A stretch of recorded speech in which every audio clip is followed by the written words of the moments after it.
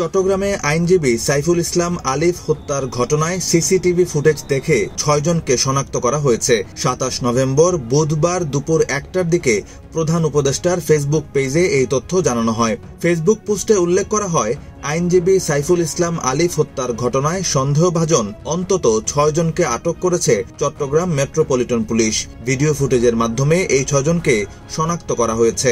মঙ্গলবার সংঘর্ষ চলাকালে ভাঙচুর ও পুলিশের উপর হামলার অভিযোগে ২১ জনকে আটক করেছে সিএমপি। এছাড়া বন্দরনগরীতে দেশীয় ককটেল সহ আওয়ামী লীগ ও নিষিদ্ধ ঘোষিত ছাত্রলীগের ৬ সদস্যকে গ্রেপ্তার করা হয়েছে।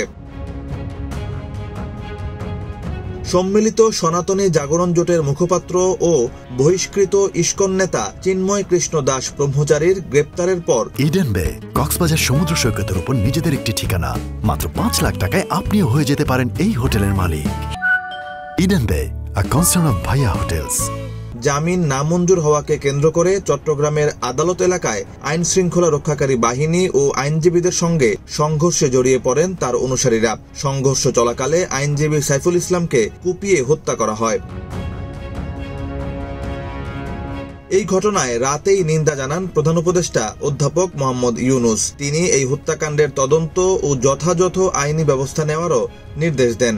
একই সঙ্গে জনগণকে শান্ত থাকার এবং অপ্রীতিকর কার্যকলাপে অংশ নেওয়া থেকে দূরে থাকার আহ্বান জানান প্রধান উপদেষ্টা। আইন প্রয়োগকারী সংস্থাগুলোকে বন্দর নগরী সহ সমস্ত ঝুঁকিপূর্ণ আশপাশের এলাকায় নিরাপত্তা জোরদারের নির্দেশ দেন তিনি। অন্তর্বর্তীকালীন সরকার যে কোনো মূল্যে বাংলাদেশে সাম্প্রদায়িক সম্প্রীতি নিশ্চিত করতে ও সমুন্নত রাখতে প্রতিশ্রুতিবদ্ধ বলে উল্লেখ করা হয় প্রধান উপদেষ্টার ফেসবুক পেজের পোস্টে। এদিকে আইনজীবী সাইফুল ইসলাম আলিফ হত্যার প্রতিবাদে চট্টগ্রাম আদালতের কার্যক্রমে কর্মবিরতি পালনের সিদ্ধান্ত নিয়েছে জেলা আইনজীবী সমিতি। ২৮ নভেম্বর কর্মবিরতি করবেন আইনজীবীরা। নিউজ ডেস্ক, বাংলাদেশ প্রতিদিন।